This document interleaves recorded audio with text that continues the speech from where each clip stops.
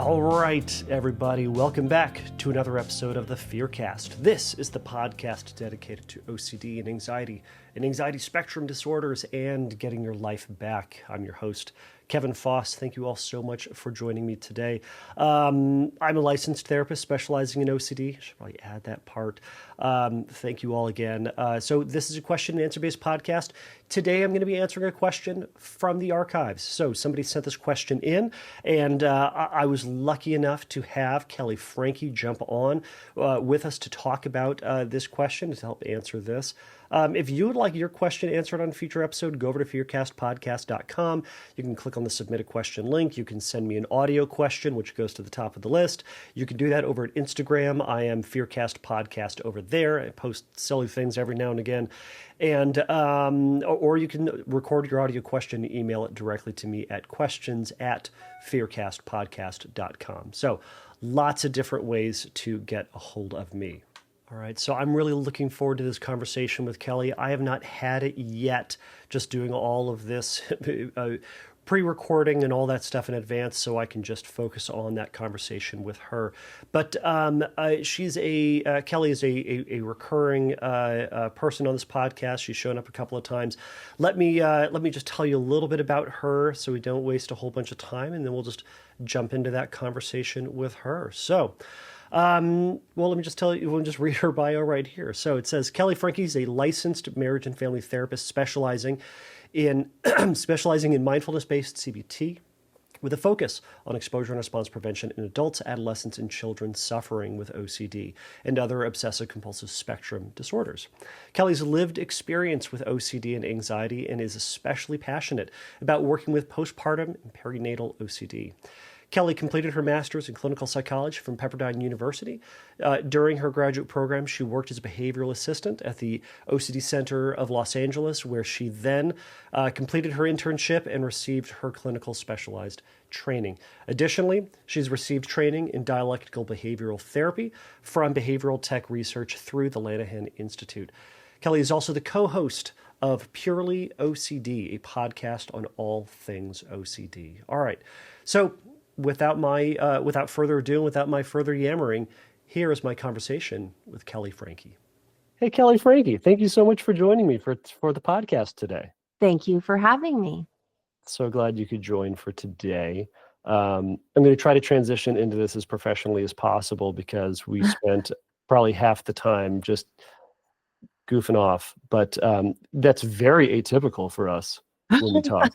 So we are always professional, talking about professional things. So I'm so glad that I could wrangle and trick Kelley Franke into jumping in to talk about this this person's question. Now, incidentally, I did look up the person's name. The person's name is Kelley. I didn't realize that before I jumped on. So we can call them Kelley. We can call them something else. Sandra, perhaps? I don't know. Kelley's fine, but I guess it would be confusing. It might be confusing. So we're going to say listener either way. So I will play my reading of it here in just a moment, and then we are going to jump into that. So here we go. Okay.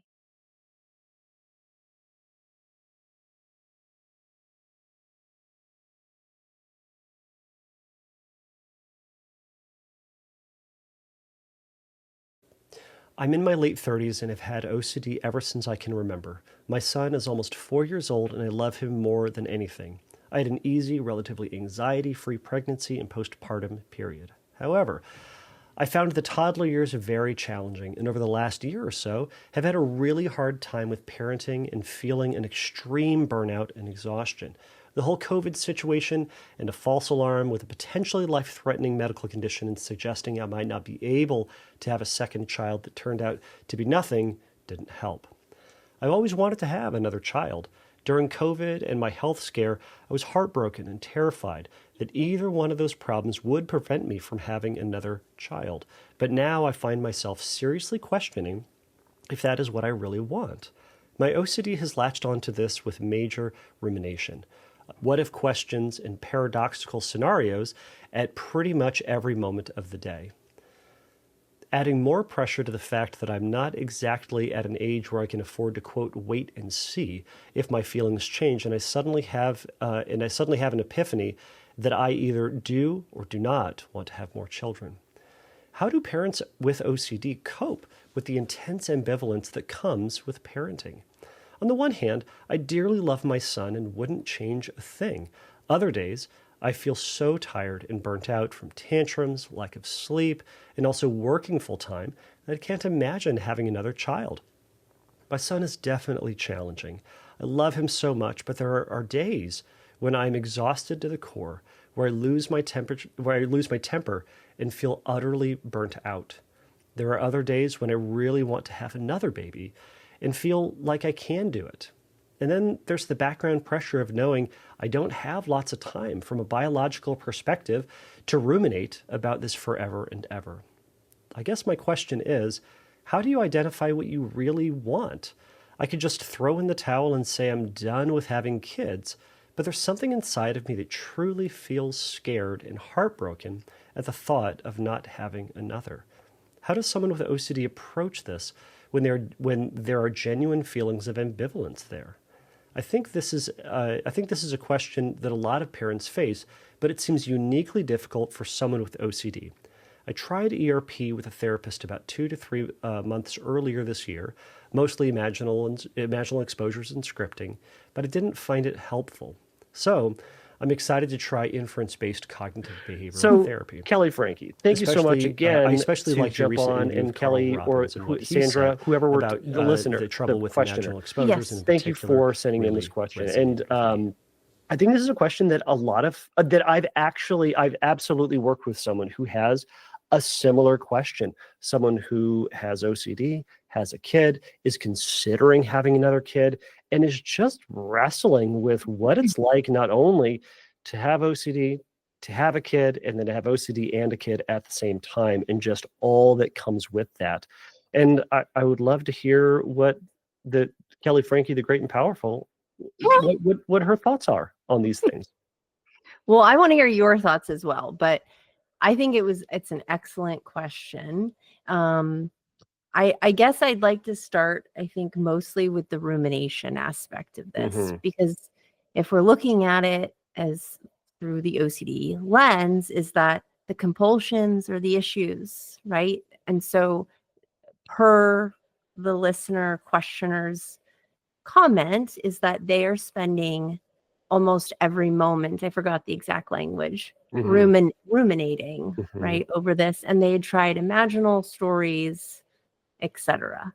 But if this were somebody in my office, and I obviously, this isn't therapy or replacement for therapy, but if this theoretically was a client of mine, I would spend most of my time addressing the rumination, right? Because every given moment, this person's experiencing thoughts around, well, what would my life be like with the second child here? How would that look if the toddler's tantruming and I have a brand new baby that's crying? It sounds like this is a constant rumination going on over and over and over. Right. And so if we don't know how to deal with rumination, an imaginal story is useless to me. And, actually, to be honest, I'd like your opinion. I don't use them a ton either, imaginal stories. Imaginal exposures. It depends on the person. It's very specific to a very specific crowd. And in this instance, obviously, it didn't work very well. Yeah. And so for those who don't know what they are, imaginal exposures are an exposure technique that is quote, tried and true, or is ubiquitous in ERP land. And it is writing out a story of worst case scenario from first person present tense. For the most part, you can be a little loosey goosey with it, but first person present tense, worst case scenario. And then after you write it, you reread it until your brain gets bored with it, is the theory behind it. Yeah. And a lot of people swear by it, and a lot of people just don't really care. And some people think they are actively harmful. So there are a lot of different perspectives that you can have on imaginal exposures, and it sounds like this questioner is saying they're not for me. Yeah, and that is their right, and I respect it. And I actually think at any given moment, this person is experiencing an active exposure, literally all day long. Yes. And so their exposure or their response prevention to that exposure would be, I am going to practice letting go and not focusing and not going through the scenarios, and just refocus on the present moment. Because that will then leave room for a lot of anxiety, because their mind thinks, the OCD mind thinks, if I just think about this a little longer, I'll have more clarity. And OCD is a feeling problem, as you so know, Kevin, because you are the first person who told me this. I say a lot of things. Well, some of it was helpful. That was a very helpful one. Well, I think it's so on point, especially like even in this case, right? Is like this person is hoping for this feeling of certainty, this feeling of clarity, that there'll be this moment where they will just know for certain. And that is likely never going to happen. It certainly isn't going to happen if all we're doing is trying to figure out how we can get clarity, right? Zoom in. Really, we have to zoom out and let go of control, let go of trying to look and search for that. Right. I love that we were talking about that in terms of like addressing that rumination. And for everyone we work with, we want to know, like, what's the function of that rumination? What are you trying to accomplish? What are you trying to eliminate? And what is at risk with this? And I think we can gather is we're trying this person is trying to figure out whether or not, and maybe I could be wrong in this, whether or not they do in fact want to have a child, and whether or not it's the quote the right thing to do for them. Right. And it sounds like historically they have wanted a second child, and they were deeply disappointed when they thought they couldn't physically have another child, but that turned out not to be the case. And OCD got his nose right up in it, or her nose, whatever we want to, its nose, whatever, got all involved in her story, which was so unfair of it. But that's how OCD works. It's like, oh, you liked something, you care about something, let me tell you about why you should be second guessing everything now. And here's why. Everything hinges on you getting this right answer. I know. And or else. That's the other aspect of this too, is there isn't a right answer. I think there's important considerations in having a child. Okay. Would you agree? I would agree. OCD aside, like, okay, right, do I have the means to have a child? Okay. This is problem solving. There's a very open and closed case deal. We're not ruminating. Okay. Is my partner on board? Great question. Do I have childcare and support for child? It turns out those paperweights take up a lot of time and need a lot of watching. They're constantly trying to kill themselves. Okay. You've seen them? I know. I have one. It's crazy. You have too. So they're more mobile. For the first couple of months, man, they just sit there and they flop. Yeah, they just don't do anything. Yeah, they're floppy for sure. Gosh darn it. But sorry, we're going through the points. There's a lot of things to consider. There's a lot of things to consider. This person also works full time. Now, usually you take some time off when you're giving birth to child. And you need a little time to recover. How much time do you need and want to spend with that child? Does your job allow for that? Right? Like, these are all things to consider. Just a few. I don't know if there's others. I'm sure. Well, I know there's others, but you get the point. You get the gist. I think another important part is historically this person hasn't had any real flare-ups. So that doesn't mean that they won't in the future, right? And never know that. But it sounds like they've wanted this child. There's been no real issues, and that the only thing getting in the way is toddlers are freaking difficult. Yeah. And OCD is involved. So the toddler syndrome is enough to make you want to pull your hair out and be like, what? Question every decision you ever made in your entire life. Put your shoes on. No. Oh, okay. Put your shoes on or we're not leaving. No. Okay. So then of course you're going to be like, why would I do this to myself again? Mm-hmm. Yeah. I think there's so what I love about this question is that there's so many different layers to this, and from if I was working with this person, I mean, along with catching from an OCD perspective, along with catching the rumination this person's going into, again, it seems like trying to satisfy that question as to whether or not they do they really factually want this child? Is it the right thing to do? Is it the good thing to do? Does it truly reflect what they want in their life? All those questions, to get an answer to that emotion of it. Yes. They ain't gonna get it. But I think part of yeah.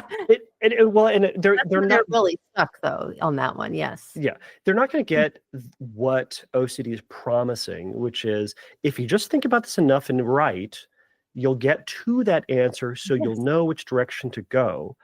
Because the problem, and part of the problem is the human problem, is kids are awful and they're great. They're the worst things on earth, and they're so wonderful as well. Do you want a second child? Yes, no? She said it so much better than that, but yeah. Yes, that's true. No, I'm kidding. That's exactly how I feel. You're right. I would say the same. Is like they are the most challenging. Having a child was the most challenging thing, OCD in my life aside or not, ever. And the best thing. Yeah. So you're in this moment of now what? Well, there is no right or wrong. We can certainly make thoughtful decisions like we had talked about. Like, do I have the means to do that? What does my career look like? How does that impact other child? But not to the point of like, now we're going to ruminate on it. No, it's like, there's a yes or no. There's a very short response time on this. It's like we either know it or we don't. We don't need to then imagine it happening and playing it out in our mind and going, well, maybe this is like, no, it's this. Yeah. Yeah. And I think I also love within that there's I think when you're considering having a second child, in that is that you may not get to that full yes that I want this, because you have to also acknowledge all the bad stuff that is going to come along with that second child. Absolutely. And do you want that part? No. But to say that but that's part of the process, is that to get one of those sides of the coin, you have to get the other side of the coin. And there is going to be losing your temper. There's going to be being exhausted to the core. There's going to be days that you just love that child and you just want to snuggle them and they're adorable. And that's what it means. So that rumination, I think, is where they're getting caught up in it. I think as Kelley said so clearly, they ain't going to get that. So it's that toss up. Yeah. It might go great and it might be awful, but there's no amount of rumination, and there's certainly no amount of scripting that's going to get you to either full peace with the awful part, or an understanding that everything's going to be fine, or confidence that everything's going to be fine. I think you can be confident that things are going to get real weird real fast. I feel confident she's there. You know, she has arrived to this point of, I don't even know my name anymore, right? Like she's questioning something she's never questioned before. Right. And it is, I'm curious if Kelley, if you can tell me about this, how does, or in what ways do you notice the stressors of raising a kid impacting anxiety? In what ways do you see it impacting anxiety? And that can either be generalized anxiety that we all experience. It could be specific to OCD. And then are there specific things that you found to be helpful in your life in dealing with a kid? I hope that's a good question. That's a question that can be questioned. It's a fine question. Just kidding. Are we talking about my personal experience or just in general? Because I feel like, those are two different things. Well, now I'm curious about how they're two different things. How about more broadly? Well, because my experience would be with OCD is all. Okay. Would you be able to answer from that perspective, if that's all right? Yeah. Well, for me, my OCD was attached to my child. Mm-hmm. And it varied depending on the day. But the main one, and the one that is here probably forever, off and on, is, am I emotionally harming my child? Mm-hmm. And so the way that this person, this listener was describing it, Mm-hmm. it kind of resonates with me. It's just a different topic, right? And I assume with a lot of people with OCD, but because there's a child involved and you're making a decision and you're like, is this the right decision for this person and for me and my family? I relate to that. Is every decision, I feel angry because this kid isn't listening to me. Mm-hmm. And does that mean I should have never had a child? Mm-hmm. Right? Am I a bad person? How come other people can handle it and I can't? That one is also a big one. It's like, why do I lose my temper? Because nobody talks about it, actually. Yeah. Until you start talking about it, and then you realize, oh yeah, everybody does lose their temper. Everybody. Yes. Everybody. Yeah. I appreciate you sharing that. By the way, everybody out there, if you want to know more about Kelley Franke's story, you know what you should do? You should head on over to the OCD Stories, where Kelley Franke was featured on an episode. So it's fantastic. Mm-hmm. But where was I going with that? Oh, but I really appreciate you going through that or sharing that, because it's, there can be that, it sounds like there's that anticipation that this is a thought that's going to show up. And it can result in, questioning yourself, judging yourself, criticizing yourself, and all of that pulls you away from the experience you're having with your kid. It does. It rips you from the present moment and honestly, clarity. Yeah. And rational thinking. Right. And I've talked to a lot of parents about this. I don't know if you've experienced this, but it's like you're then experiencing two games or two worlds. You're fighting this experience in your head with the thoughts and the obsession and trying to put those to bed or answer those or shut them down. And then you're also externally trying to manage this completely irrational human that is not doing what you want them to do. And if theoretically, if they just did the thing, well, we could get on with our day, but you're playing these two games and it just burns you out. It's trying to solve two different math problems at once. I'm actually feeling anxious just thinking about it. And here's, I don't know if this is helpful at all either, but I think at some point I wanted another child, but I have, health issues that don't allow for that. Mm-hmm. Okay. And in that, I found a lot of peace because I was like, that decision was certain. And I was like, well, I can either be stuck on what I didn't have or what I couldn't have and be really upset and maybe depressed and get into that realm. Or I can find peace in this and go like, okay, well, actually, maybe this suits my lifestyle better, right? It's like I have my own business and I want to be really good at that job, right? And that's going to require a lot of childcare, and I want to be really hands-on with my child, and that means I would be robbed of that, and that was really important to me. But I also don't have family around. Right? You have to pay somebody to take care. Like everyone's different. Yeah. Right. But I also know that if I were maybe choosing the other path and I was able to have a second child, let's say that did happen, it would also include difficulties and beautiful things too, right? So again, you're never going to have, there's no right answer. There isn't. And the more we move to accepting that, I think that in accepting also like feelings, we don't follow feelings. Fear doesn't make the decision. We're never going to have clarity. You're not going to feel probably any level of confidence until you drop rumination and really, really lean into that. Yeah. Because you're resigning to the fact that you're like, I don't know the answer, right? So that's an exposure in itself. Yeah.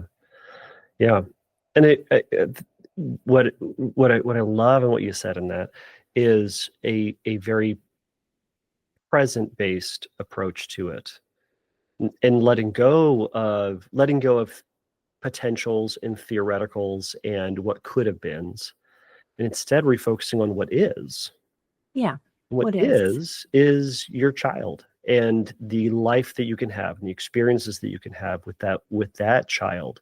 Because there's always that question of, well, what could have been, what might have been if I'd done this or that or changed that or did this other thing, and maybes. But we can get lost in those. And it sounds like to a certain degree that's what this listener is doing, or this questioner is doing, is going through all those situations to consider what would be the right thing for them. And I think in that there is no clear and right answer. I've talked to folks that if there was a clear and right answer, you would have found it already. Oh yeah. And you would have done it. And you wouldn't have written me this question. Yeah. Right? You would have done it. But because there's questions and anxiety and you're going back and forth, it means that there isn't a right answer. So to a certain degree, we just have to choose. And then the question is, how do we deal with the future of potential disappointment? Yeah, that's a great point. And I wonder if that's what they were trying to get at with some of this exposure, is like, how do we tolerate future disappointment and get used to that idea?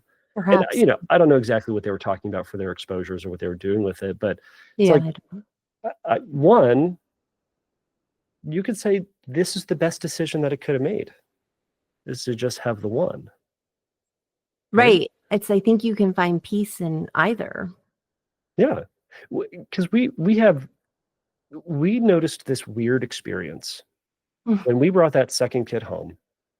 There was that immediately, and I didn't consider this before, immediately, once I brought the kid in and I saw my first, there was an immediate distancing.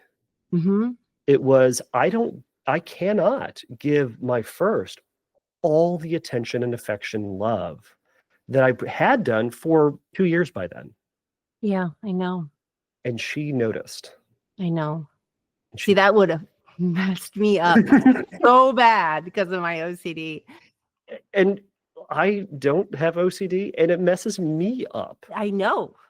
And it's hard. There is a reality of that, but there's also the reality that, they are also, now that it's been, numerous but they years, are okay. She is okay. they are okay. I mean, they are okay-ish, right? Like, but She's not like, daddy and mommy did this to me. How could they? No, I don't think it's that's going to make her a stripper, if that's what you're wondering. Exactly. That's what I'm saying, is like, it's not hinging on that exact moment. Right. But it feels heavy. And in that exact moment that you felt, it was heavy. Yeah. But in that, there's a difference. There's that question, and we've talked about this on the show before. It's like, I don't know how I'm going to deal with all the problems and potential problems in the future, but I'll find a way to deal with it. But you have confidence that you will rise to the occasion. And I'll do the best that I can. It doesn't mean I'll do the best. You'll do the best that you can, and that might include burnout. I think that's what we sign up for as parents. And so some of that, I think there's 100% a reasonable conversation to have as someone who's considering having a second child, is when burnout happens, what are we going to do?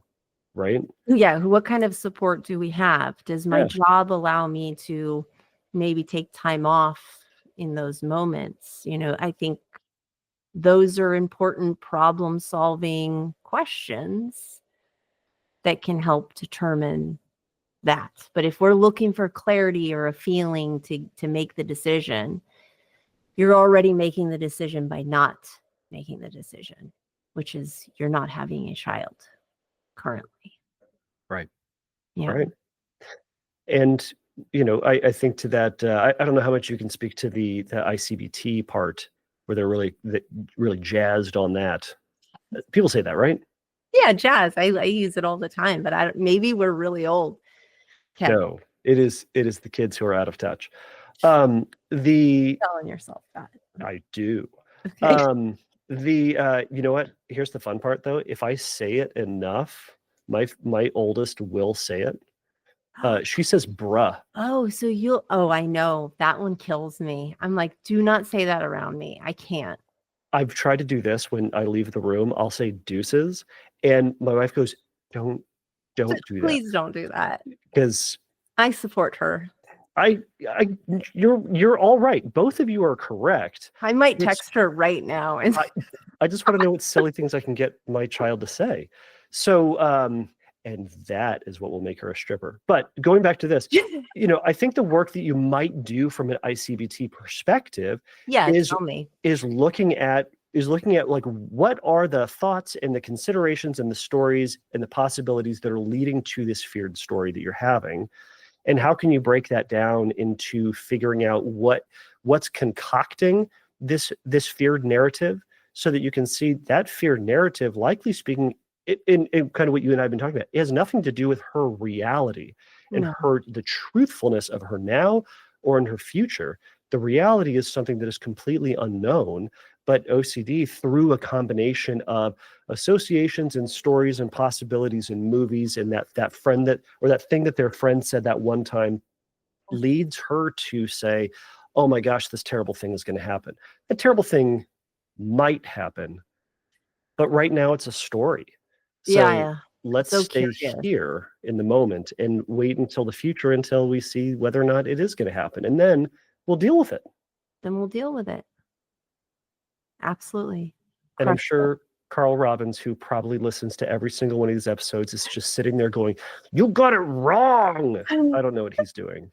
So he doesn't do that. No. But yeah, what are some things? I know that we probably have to bounce out of here pretty soon, but I'm wondering what are some tips or some things that you might give this person to consider as they're moving forward? Are there closing thoughts that will absolutely fix this person's perspective and to give them the confidence to move forward in their life with whatever direction that's going to be? Oof. Fix this person, go. Yeah, I mean, that was really a lot of pressure.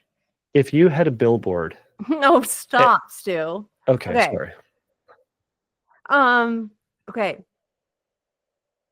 I mean, I don't think that there's anything I'm going to say that is very profound enough to alter this person's experience. Okay. But I would say that you need to ultimately make the decision of yes or no. And the only way you're going to do that is through checking and acknowledging, I'm ruminating right now in this moment. It is happening. Acknowledge it's happening. Resist rumination. Come back to present moment. So now we're back into our life where reality is happening. And do that enough times, over and over and over again, you will get a little more space so that you can have a little more clarity. But again, I don't think we can go ever off of a feeling to make our decisions ever, right? It's like, like as if there's this moment where I just go, nope, you know what? Today, I want to have a kid. It's not going to happen. Right. It's not going to happen because now you know what it's like to be a parent also, and it's challenging. So now you're signing up for 2, and you will likely be okay. There's a lot of joy that comes with 2. the other one, we can go sit here through pros and cons of all, like the other one has a best friend or someone they can torment or whatever. They can entertain each other, right? Your life's fuller. There's all these aspects to it. And then there's all these other positive aspects to being an only child too, right? Like you get your full and undivided attention from both parents. Yep. And there's a lot of cons to that as well. So I'm sure you have deliberated in your mind 1,000 times over and all of that. I think being compassionate too is really important. It's like, oh, wow, I feel pain right now. Yeah. I'm ruminating and I feel pain here. Pain is present. Yeah. It's going to be okay. I'm here for you. Right. Taking pause is really important. Yeah. Even when you're burned out too, by the way. Yeah. Not just OCD wise. Yeah. I think it's beautiful. I think there's not a right answer to it. And I think that's an important point to come to and to sit with. If there is not going to be a right answer, there's going to be the answer that you choose. And there's going to be a lot of pros and cons that come with that. And that will be for the future. Yeah, that'll be for the future. There's going to be a version of you that doesn't know whatever choice you didn't choose, if that makes sense. Right. And yeah. Have you seen About Time? No. Okay. It's the same folks who did Love Actually. Okay. Is it a movie? It's a movie. It's about a guy who can time travel. Whoa. And he kind of goes back and forth with what was it like to have a child and to not have a child. Wow. It's like Quantum Leap. But yeah, if you want to cry your face off, go ahead and watch that movie. Yeah. So don't. Let's just not. Yeah. Feelings are stupid. Duh. But we were friends, Kevin. I know. I'm so sorry. But I'll send you a copy. It's going to be fun. So the whole point is that to the listener, part of the decisions that we make is not to reconcile fully one thing or another, is to kind of, with decisions like this, recognize there is no good decision. Yeah. And that's your reality. So how do we move forward with a choice and to know that it's not the right answer, but it's the answer that you've chosen? And we're going to see how that one shakes out. And when it gets weird and when it gets wonderful. Yeah. Well, that will be our life then. And in that moment, you've got more choices to make, right? Am I going to take that child and chuck him off a shelf, or chuck him off chuck him off a cliff? Or am I... Or a shelf. Or a shelf. I don't know. If you're on a shelf, that's fine.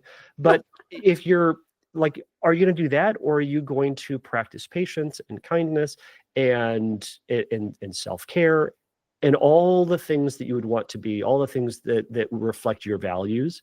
But that's for that moment. And there's a lot of those moments, and some of those moments you're going to get frustrated and lose your temper. And hopefully don't throw your child off a cliff or a shelf. I mean, it is an option, but not a good one. But it's an option. It's an option. Also, I'd like to just also say that toddlers are not permanent. They aren't. True. And that was highlighted a few times, is like, I love my child. And believe me, I know how many times I have tried to sell myself on that story. I love them so much. And I just want to throw my head through a window right now. Is totally reasonable. That's normal and healthy thoughts and feelings and behaviors. Yeah. And they are not going to be like that forever. He is going to grow up a little bit more now, and he will be less challenging. And then the second one will do it to you too. And you'll feel the same way. I mean, Kevin knows more than I, because I have one. And I'll be asking you how to deal with some of the older kid stuff, because your kid is older than both mine. Correct. But I think you got it. Yeah. So, all right. I think we've yammered on enough. What do you think? Okay. Yes. I hope that they found this helpful. And I'd love to hear follow-up questions, and I'm happy to answer them. Love it. Yeah, that's always gonna be my question. So if you have further questions, send them on in. I will trick Kelley in, and she will come on 4 years later, and we will make it happen. Yeah. So, or I can send an email. Or you can say that too. If you really want to hear a fun episode, go check out the first episode that Kelley was on, and it was the week before COVID hit. And we made a lot of very distasteful jokes about COVID because we didn't realize it was going to be a real thing. Yeah, we didn't know the gravity of the situation. And as it turns out, it was a lot bigger than we thought. You think? A little bit. So our silly little jokes, and it was so bad. By the time I published it, it was so bad I needed to do a preface on the episode and go like, hey, everybody. So we made some silly jokes. So if you're panicking and stressed, and if there are people in the hospital, we are sorry for those jokes. But I haven't gone back to re-listen. I wonder if some of those jokes still hold up. They probably don't. I'm sure that they're great. I mean, I was also coming off of a very bad sickness. Yeah. It was January, actually. So that's right. It was. Yeah. And the same is happening now. I was coming off of a sickness. January seems to be the month for me. Well, I mean, I just got bronchitis, so that's something. Great, Kevin. Now I'm anxious about you. Fine. Good. I'm fine. All my lungs and lung are fine. Lung, right. Yeah. Okay. I will let you go. Thank you so much for joining. Thank you. Thank you for listening to the FearCast. If you would like your question answered on a future episode, please click on the Submit a Question link at fearcastpodcast.com. If you would like your question answered sooner, please send me a recording of your question to questions@fearcastpodcast.com, or by sending me an audio message through Instagram by DMing me at FearCastPodcast on Instagram. If you like the FearCast, please write a review on your podcast platform of choice. Please remember that the FearCast is not a substitute for psychotherapy. If you need a little bit of help in your recovery, please go over to fearcastpodcast.com and click on the Find Help link, and there's going to be some information for you there. So until next time, take a risk, challenge yourself, and don't take your brain too seriously.